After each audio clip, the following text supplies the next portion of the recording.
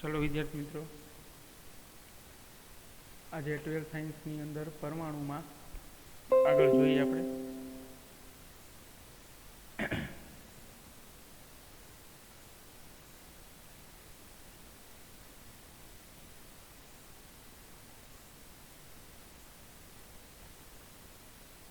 चलो last time जे छे श्रेणी वर्णपट जोया था આપણે जुदा जुदा લાઇમન, બામર, પાર્સન, બેકેટ અને ફન।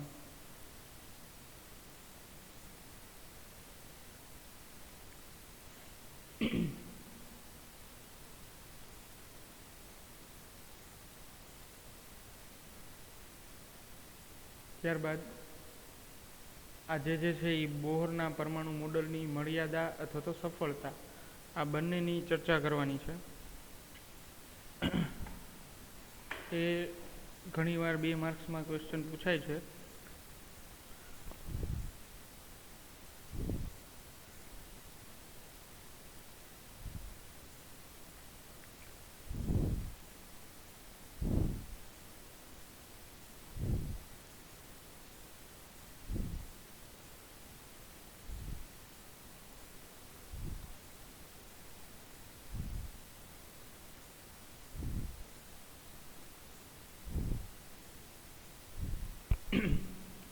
चलो तो बोहरना परमाणु मॉडलनी सफलता अने मर्यादा।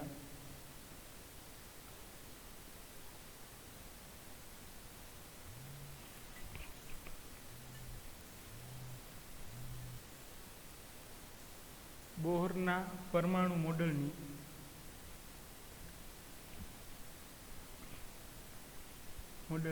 सफलता।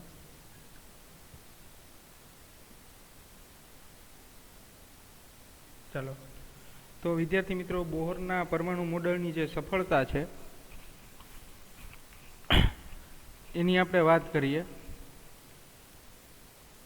तो हवे विद्यार्थी मित्रों, आना सफलता पण छे, साथे साथे एनी मर्यादा पण आपणे जे छे लखवानी छे के भाई क्या एवा रीजन छे के जेना कारणे ए वस्तु प्योरली जे छे ई एटॉमिक मॉडल में लागू पड़ती नथी। कई एवी कंडीशन छे के ए परमाणु मॉडलनी अंदर लागू पड़ती नथी।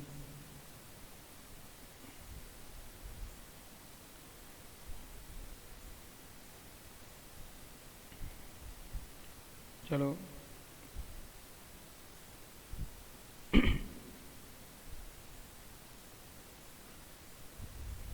हवे आपणे पहला विद्यार्थी मित्रों सफलताना पॉइंट जे छे चर्चा करिए। सफलताना पॉइंट बोहरनी मॉडलनी सफलता एमां बोहरनु परमाणु मॉडल ए, बोहरनु परमाणु मॉडल ए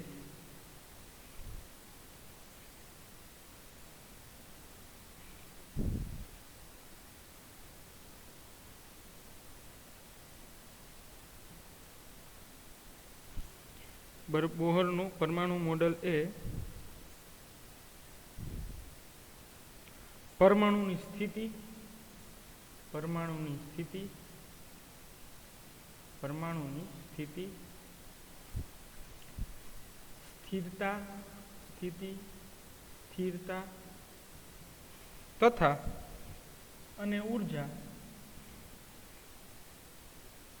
गणी शकाय छे। एटले के बोहरनु जे एटॉमिक मॉडल छे विद्यार्थी मित्रों, तो एमां परमाणुनी जे स्थिति छे एनी माहिती, एनी स्थिरता एटले के स्टेबिलिटी अने एनी ऊर्जा आ बधी बाबतनी जे छे ई माहिती मळे छे, आपणे इन्फॉर्मेशन मळे छे। એટલે એ સારી બાબત કહેવાય કે આપણે કોઈ પણ પરમાણુ મોડલની માહિતી મેળવી શકીએ છીએ અને એની ઊર્જા પણ ગણી શકીએ છીએ। જેમ કે એને ઊર્જાનું સમીકરણ પણ આપેલું છે E = -13.6 z² आ रीते ऊर्जा मेळवी शकीए, स्थिरता मेळवी शकीए छीए। हवे हाइड्रोजेनिक वर्णपट पण समजावी शकाय छे। आपणे जोयुं छे लाइमन, बामर, पार्सन, बेकेट ने फन एना द्वारा आपणे एनी वर्णपट श्रेणी पण समजावी शकीए छीए। तो आ पण एनी सफलता थई के हाइड्रोजेनिक वर्णपट હાઇડ્રોજેનિક વર્ણપટ સમજાવી શકાય છે.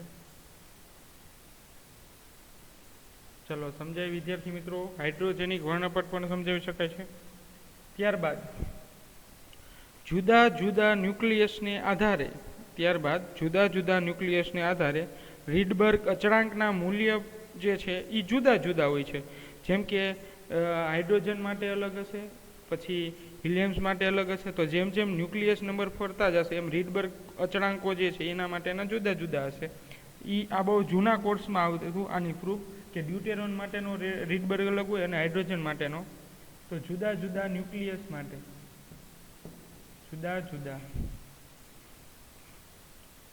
ન્યુક્લિયસને આધારે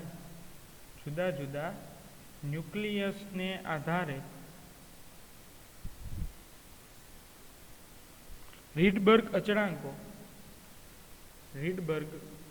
અચળાંકો જુદા જુદા ન્યુક્લિયસને આધારે રીડબર્ગ અચળાંકો ના મૂલ્યો જુદા જુદા હોય છે.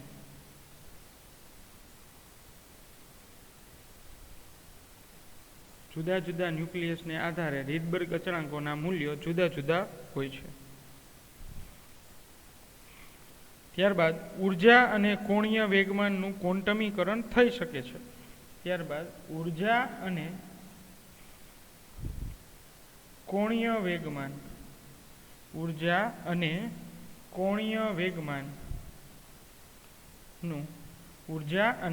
વેગમાનનું ક્વોન્ટમીકરણ થઈ શકે છે.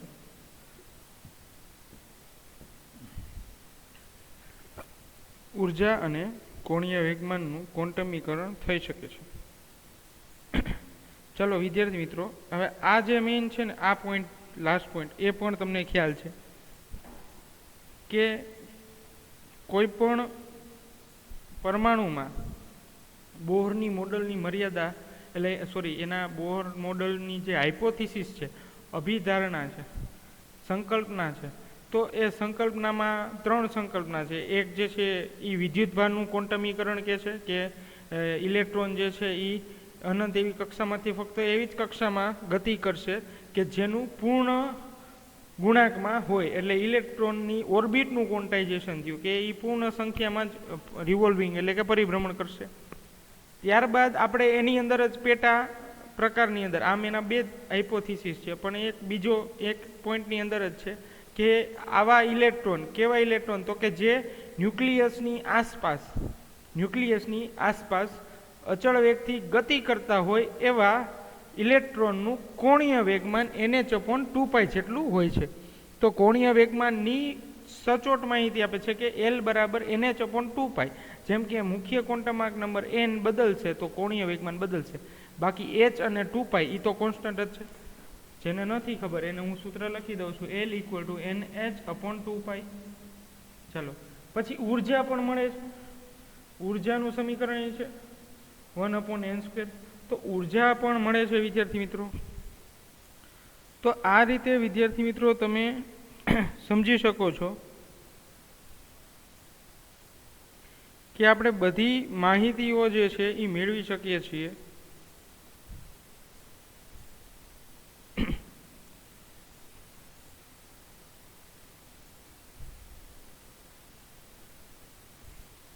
તો ઉર્જા અને કોણીય વેગમાનનું ક્વોન્ટમીકરણ પણ થઈ શકે છે. અને આ જે ઉર્જાવાળો પોઈન્ટ છે એ છેલ્લો ઉર્જાનો, આલ્બર્ટ આઇન્સ્ટાઈનના થિયરી મુજબ કે ઇલેક્ટ્રોન જ્યારે સંક્રાંતિ કરતા હોય છે તો એ દરમિયાન આ ઉર્જાના તફાવત દ્વારા ફોટોનને રિલીઝ કરે છે. એટલે કે શક્તિશાળી ફોટોન હોય છે, અમુકમાં તીવ્રતા ઓછી હોય છે એવા ફોટોન્સ મીન્સ એક પ્રકારનો તરંગ લંબાઈ ધરાવતો પ્રકાશ. તો હવે એ તરંગ લંબાઈ ધરાવતો પ્રકાશ પણ જુદો જુદો હશે. જેમ આપણે શ્રેણી વર્ણપટમાં છેલ્લા પ્રીવિયસ લેક્ચરની અંદર જોયું છે કે જુદી જુદી તરંગ લંબાઈ માટે ઉર્જાનો તફાવત પણ જુદો જુદો હોય છે. ચલો સમજાય છે વિદ્યાર્થી મિત્રો?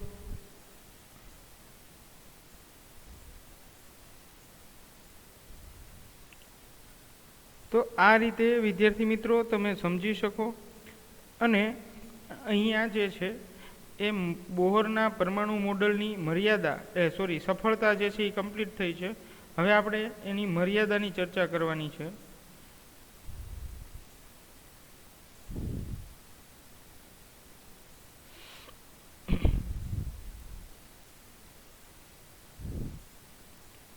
બોહરના પરમાણુ મોડલની મર્યાદા. તો જુઓ, આ જે છે એના ગેરફાયદા પણ ઘણીવાર એમ પૂછે છે કે પરમાણુ મોડલના ગેરફાયદા. તો એ મર્યાદા એ એક પ્રકારના ડિસએડવાન્ટેજીસ, ગેરફાયદામાં જ આવશે કે એની માહિતી આપી શકતું નથી. પણ બોહરનું પરમાણુ મોડલ છે એ ત્યાં જે છે નિષ્ફળ જાય છે. એટલે નિષ્ફળતા પણ કહી શકાય. તો મર્યાદાની આપણે ચર્ચા કરીએ. મર્યાદા, બોહરના પરમાણુ મોડલની મર્યાદા.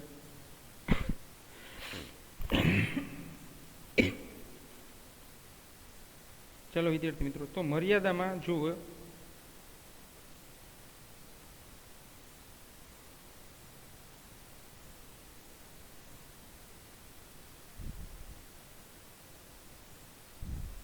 એક કરતા વધારે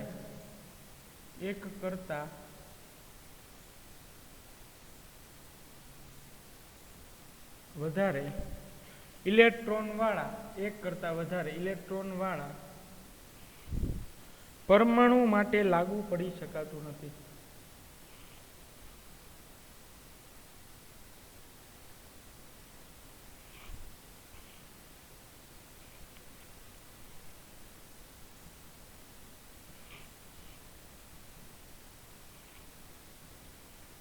ચલો, તો અહીંયા જે છે એ એકથી વધારે માટે લાગુ પડી શકાતું નથી. પછી બોહર પરમાણુ મોડલ દ્વારા તીવ્રતા પણ વર્ણવી શકાતી નથી. બોહર પરમાણુ મોડલ દ્વારા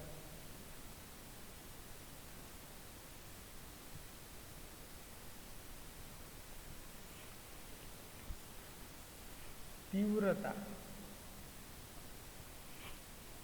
વર્ણવી શકાતી નથી. ચાલો, તીવ્રતા વર્ણવી શકાતી નથી.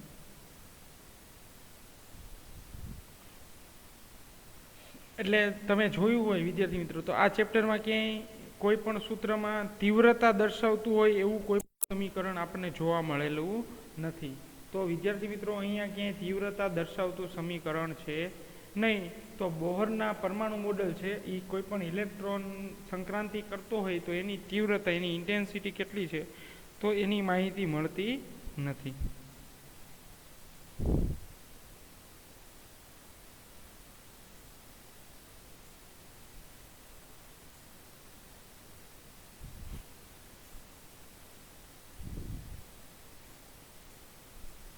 ચલો, ત્યારબાદ વ્યસ્ત વર્ગના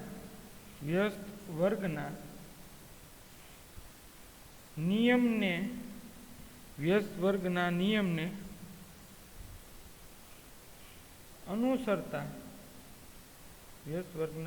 અનુસરતા બળ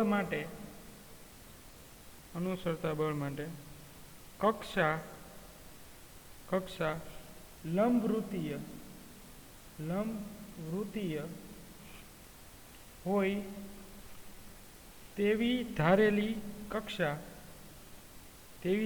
કક્ષા વર્તુળાકાર રજ હોય એવું જરૂરી નથી. ચલો વિદ્યાર્થી મિત્રો, આ પોઈન્ટ પણ બહુ સમજવા જેવો છે. આનું જે છે એ તમારે ટેક્સ્ટ બુકમાં નથી, બાકી જૂનો સિલેબસ જે છે એમાં જૂના સિલેબસમાં ઘણી બધી માહિતી હતી વિદ્યાર્થી મિત્રો, કે તમને થોડું ડેટાબેઝ ઇન્ફોર્મેશન અને સાથે થોડા એવા વધારે પોઈન્ટ હતા કે જેથી કરીને તમે આ અડધા વાક્યો છે એ સારી રીતે સમજી શકો.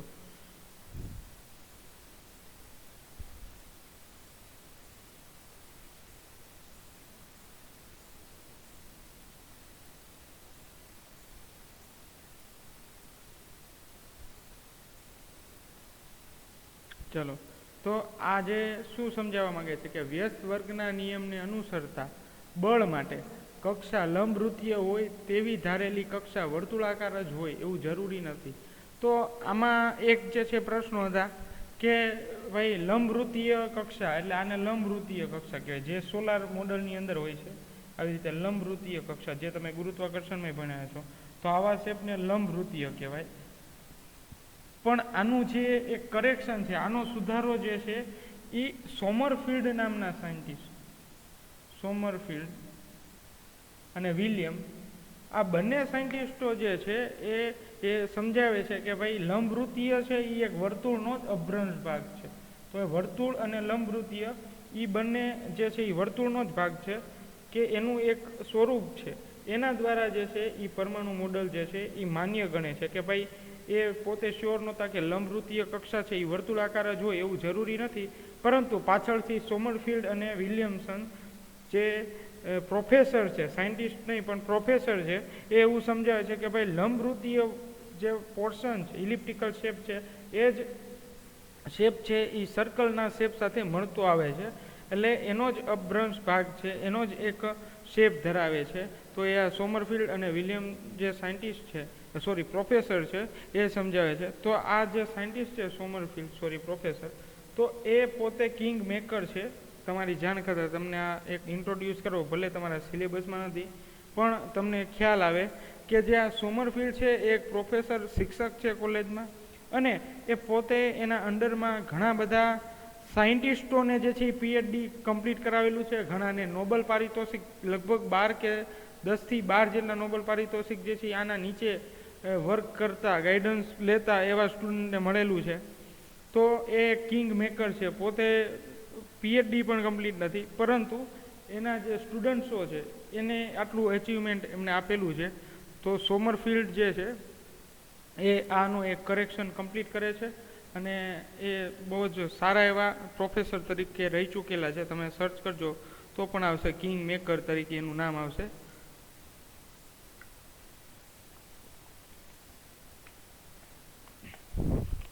ચલો વિદ્યાર્થી મિત્રો, તો અહીંયા આપણે સફળતા અને મર્યાદા છે એ કમ્પ્લીટ કરીએ છીએ.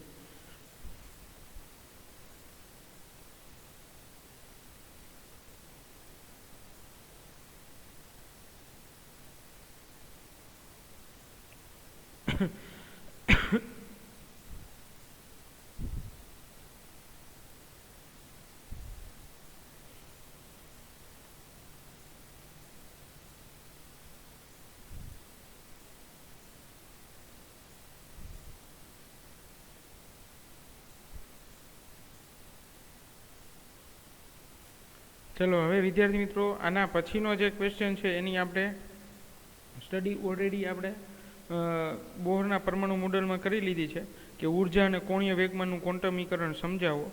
તો એમાં આપણે ડી બ્રોગલીનો જે કન્ટેન્ટ લીધો હતો એ આપણે ઓલરેડી સ્ટડી કરી લીધી છે. બાકી તમને પીડીએફ મોકલી દીધી છે, એમાંથી તમે જોઈ લેજો. એ જ વસ્તુ છે જે પ્રૂફ કરાવેલું છે તમને ડી બ્રોગલીનું, કે આ કોઈ તરંગ લંબાઈ, આ કોઈ એક હાઇડ્રોજન અથવા તો કોઈ એક ન્યુક્લિયસ છે, ન્યુટ્રોન અને પ્રોટોન, અહીંયા ઇલેક્ટ્રોન પરિભ્રમણ કરે છે. તો એ કણ સ્વરૂપ અને તરંગ સ્વરૂપ બંને ધરાવે છે, અને એની જે તરંગ લંબાઈ છે એ એન લેમડા એ કેટલી હશે, તો એના સર્ક્યુમ્ફરન્સ એટલે કે એના પરિઘ ઉપર આધારિત છે.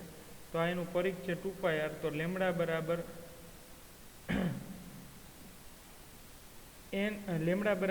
h/mv એ તરંગ લંબાઈ લેવાની છે, ડી બ્રોગલી વેવલેન્થ, અને એની કિંમત આ સમીકરણમાં મૂકવાની છે આપણે વિદ્યાર્થી મિત્રો. તો nh/mv = 2πr થશે. ચાલો, અને ત્યારબાદ nh/r ને હું નીચે જવા દઉં એટલે કોણીય વેગમાનનું સૂત્ર બનશે, એટલે mvr = 2π, આ રીતે થશે. હવે nh આની જગ્યાએ થઈ જશે કોણીય વેગમાન L બરાબર mvr, એટલે p જે છે એટલે mv થઈ ગયું p ક્રોસ r, એટલે કોણીય વેગમાન તમે 11માં રોટેશનલ મોશનમાં ભણી ગયા છો. તો L બરાબર 2π.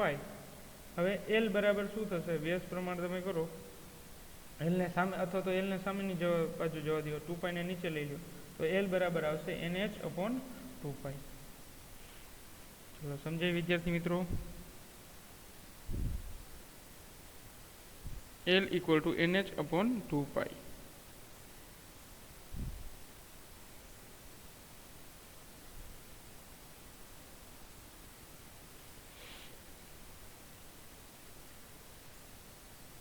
चलो तो हवे आ जे छे ई कोणीय वेगमान मळे छे। तो कोणीय वेगमान अने ऊर्जा बंनेनुं क्वोंटाइजेशन थाय छे। तो आ जे थियरी छे ई डी ब्रोगलीनी छे। De Broglie. चलो तो आ जे थियरी है ये तमने पीडीएफ में सेंड कर दीधी है। तमे एमांथी सरखी रीते लखी नाखजो। त्यारबाद आपणे हवे एक छेल्लो क्वेश्चन है हाइड्रोजन परमाणुनी आयनीकरण ऊर्जा। रेडी के इलेक्ट्रॉन जे छे एनी आयनीकरणनी डेफिनेशन अने उत्तेजन ऊर्जा बधा माटे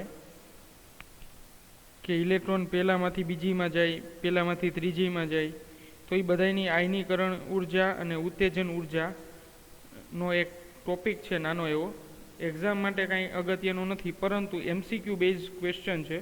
तो खास स्टूडेंट्स ध्यान राखे गुजकेट में पण पूछाई गया है आना एमसीक्यू उत्तेजन ऊर्जा अने आयनीकरण ऊर्जा माटे। तो एमसीक्यू माटे खास ध्यान रखजो। तो छे टॉपिक ज पण आपणे एमसीक्यू बेज जे छे ई वधारे पूछाय छे। आमां डायरेक्ट आ रीते ज पूछे कि हाइड्रोजन परमाणु माटे तो हाइड्रोजन परमाणु आयनीकरण ऊर्जा अने उत्तेजन ऊर्जा समझाओ। हाइड्रोजन परमाणु आयनीकरण ऊर्जा अने उत्तेजन ऊर्जा समझाओ। चलो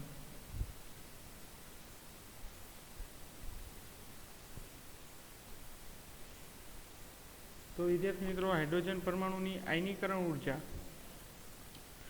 तो एना माटे आपणे एनुं पहेला फॉर्म्युला लखवुं पड़शे ऊर्जानुं En equal to n number माटेनी ऊर्जा माटे 13.6 n square sorry z square upon n square आ रीते।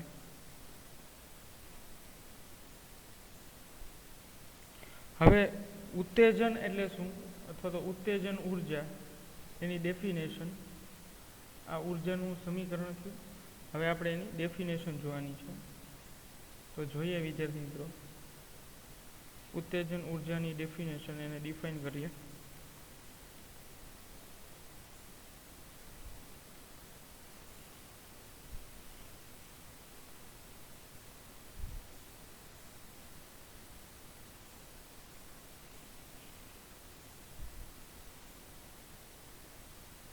कोई एक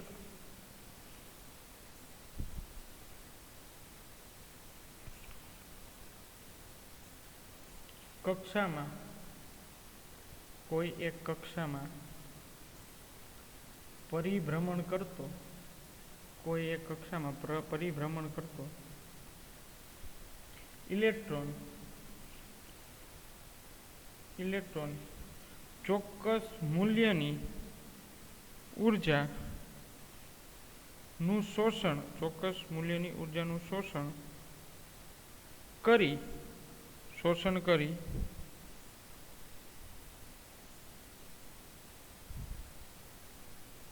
કોઈ એક કક્ષામાં પરિભ્રમણ કરતો ઇલેક્ટ્રોન ચોક્કસ મૂલ્યની ઊર્જાનું શોષણ કરી વધારે ઊર્જા ધરાવતી कक्षा संक्रांति करे छे। तो आ प्रक्रिया ने उत्तेजन कहे छे। तो आ प्रक्रिया ने उत्तेजन कहे छे अने तेना माटे जरूरी ऊर्जा ने ने तेना माटे जरूरी ऊर्जा ने उत्तेजन ऊर्जा कहे छे। चलो डियर स्टूडेंट समझाई उत्तेजन ऊर्जा एटले शुं તો કે કોઈ એક કક્ષામાં પરિભ્રમણ કરતો ઇલેક્ટ્રોન ચોક્કસ મૂલ્યની ઉર્જાનું શોષણ કરી વધારે ઉર્જા ધરાવતી કક્ષામાં સંક્રાંતિ કરે છે, તો આ જે સંક્રાંતિ કરવાની પ્રક્રિયાને ઉત્તેજન કહે છે અને તેના માટે જરૂરી ઉર્જાને ઉત્તેજન ઉર્જા કહે છે. તો આ થઈ ગઈ ઉત્તેજન ઉર્જાની ડેફિનેશન. ચલો સમજાય વિદ્યાર્થી મિત્રો? કોઈ એક કક્ષામાં ઇલેક્ટ્રોન પરિભ્રમણ કરતો હોય અને એ અમુક પ્રકારની ઉર્જાનું શોષણ કરી વધારે ઉર્જા કક્ષામાં ગતિ કરતો હોય. ઘણીવાર સંક્રાંતિ જે છે એ થતી હોય કે n બરાબર એક કક્ષામાંથી બીજી કક્ષામાં, બીજીમાંથી ત્રીજામાં, એ રીતે આગળના લેયરમાં ઉર્જાનું સંક્રાંતિ થતી હોય કે એક લેયરમાંથી બીજા લેયરમાં જતું હોય, શોષણ કરેલી ઉર્જાનો ઉપયોગ કરીને અને ત્યાં થોડો ટાઈમ રહીને પાછું જે છે એ નીચે આવે છે થોડી અમુક પ્રકારની ઉર્જાનું ઉત્સર્જન કરીને. તો આ પ્રક્રિયાને ઉત્તેજન કહે છે કે એક લેયરમાંથી ઊંચી ઉર્જા ધરાવતા લેયરમાં સંક્રાંતિ કરે અને એના માટે આપવી પડતી જરૂરી ઉર્જાને આપણે વિદ્યાર્થી મિત્રો ઉત્તેજન ઉર્જા કહીશું. એના માટે રિક્વાયર્ડ એનર્જીને આપણે ઉત્તેજન ઉર્જા કહે છે. ચલો ત્યારબાદ હવે વિદ્યાર્થી મિત્રો આયનીકરણની ડેફિનેશન. આયનીકરણ ઉર્જા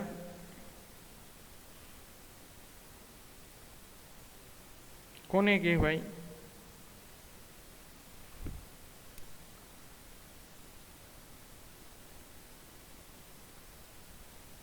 ચાલો આને આપણે ડિફાઇન કરી. Let's define.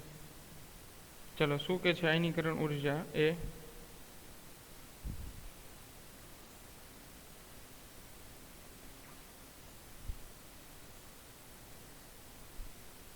જે તે સ્થાયી ન્યુક્લિયસમાંથી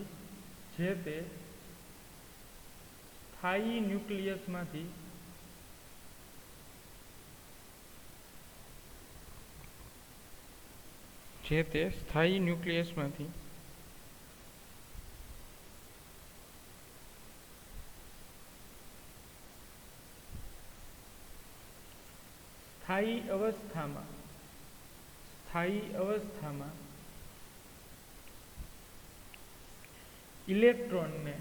ઇલેક્ટ્રોનને દૂર કરવાની અથવા તો ઇલેક્ટ્રોનને દૂર કરવા આપવી પડતી ઉર્જાને આયનીકરણ ઉર્જા કહે છે.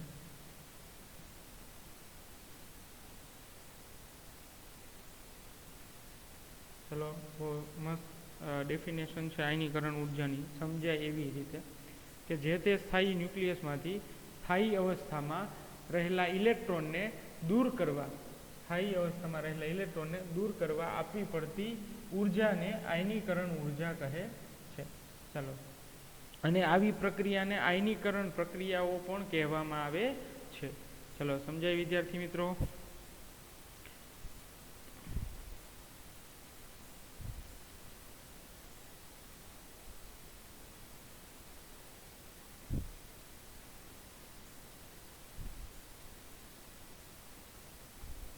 હવે આપણે જોઈએ કે બધાની જુદા જુદા માટેની આયનીકરણ ઉર્જા.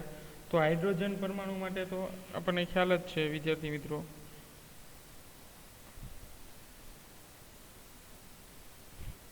હાઇડ્રોજન માટે -13.6 eV જેટલી ઉર્જા આપવી પડે છે. પછી બીજા પરમાણુ ક્રમાંક માટે એટલે બીજા નંબર માટે, આ પહેલી માટે, બીજા માટે તો કે -13.6/4 એટલે -3.39 ઇલેક્ટ્રોન વોલ્ટ જેટલી એનર્જી આપવી પડે છે. જ્યારે ત્રીજી કક્ષા માટે તો કે -13.6/3² એટલે 3² આવશે 9, બરોબર છે. તો એના માટે આવશે -1.51 ઇલેક્ટ્રોન વોલ્ટ. તો આ બધી આયનીકરણ ઉર્જા થઈ. ચલો અને અનંત માટે એ બહુ MCQમાં ઘણી વાર પૂછે છે. અનંત ધરાવતો નંબર એટલે કે મુખ્ય ક્વોન્ટમ નંબર n, જો n બરાબર અનંત હોય તો -13.6 ઇન્ફિનિટિવ નંબર હોય અને એનો સ્ક્વેર, તો એની ઉર્જા થઈ જશે 0. કારણ કે એની પાસે એટલું સ્ટ્રોંગ કોઈ ફિલ્ડ જ નથી કે એ ન્યુક્લિયસમાં સ્થાયી અવસ્થામાં રહી શકે. એ પોતે જ અસ્થાયી છે, એટલે એને કંઈ આયનીકરણ કરવા માટે ઉર્જાની જરૂર પડતી નથી. ચલો સમજે છે. ત્યાં એનું કોઈ પણ પ્રકારનું બળ લાગતું નથી. કેન્દ્ર પ્રત્યેનું જે બળ હોય છે ઇલેક્ટ્રોન ગતિ કરતો એના માટે, તો એ બધા માટે બળ જે છે જેમ કેન્દ્રમાં નજીક હોય એમ વધારે હોય. જેમ કે હાઇડ્રોજન છે તો એક જ ઇલેક્ટ્રોન તો પહેલી કક્ષામાં વધારે હોય છે, પછી જેમ જેમ દૂર જતા જઈએ કેન્દ્રથી એમ એમ ઉર્જા ઘટતી જાય ને અનંત માટે 0. ચલો સમજાય વિદ્યાર્થી મિત્રો.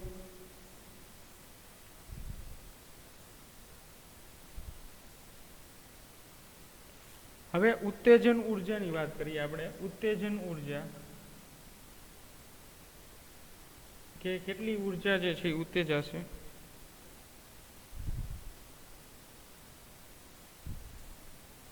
તો જુઓ વિદ્યાર્થી મિત્રો, પ્રથમ ઉત્તેજન ઉર્જા તો એ n બરાબર 1 થી n બરાબર 2 માં કે પહેલી કક્ષામાંથી બીજી કક્ષામાં જાય ત્યારે તો ઉર્જાનો તફાવત E2 - E1.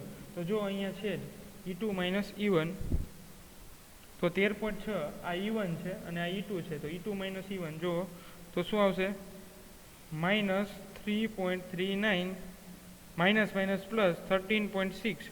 તો આની E2 - E1 ડેલ્ટા E ઉર્જાનો તફાવત કેટલો થયો 10.21 ઇલેક્ટ્રોન વોલ્ટ. તો આ ઉત્તેજન ઉર્જા થઈ.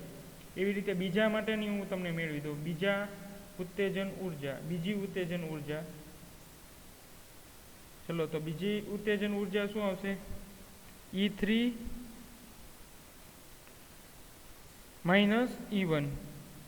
એટલે આ જે છે એ શું થાય છે કે ઇલેક્ટ્રોન પહેલીમાંથી સીધો ત્રીજીમાં સંક્રાંતિ કરે ત્યારે ઉત્તેજન ઉર્જા એ કેટલી હશે તો કે -1.51. જો અહીંયા -1.51 છે અને માઇનસ પ્લસ 13.6 13.6. તો આના માટે આવશે ડેલ્ટા E બરાબર 12.09 ઇલેક્ટ્રોન. તો આ રીતે તમે વિદ્યાર્થી મિત્રો કોઈપણની ઉત્તેજન ઉર્જા મેળવી શકો છો.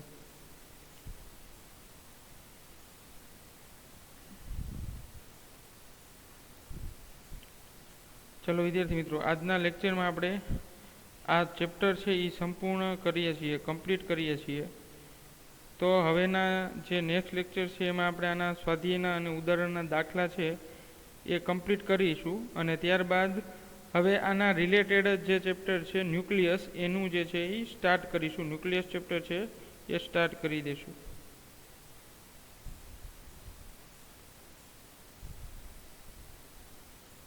ચલો થેન્ક યુ.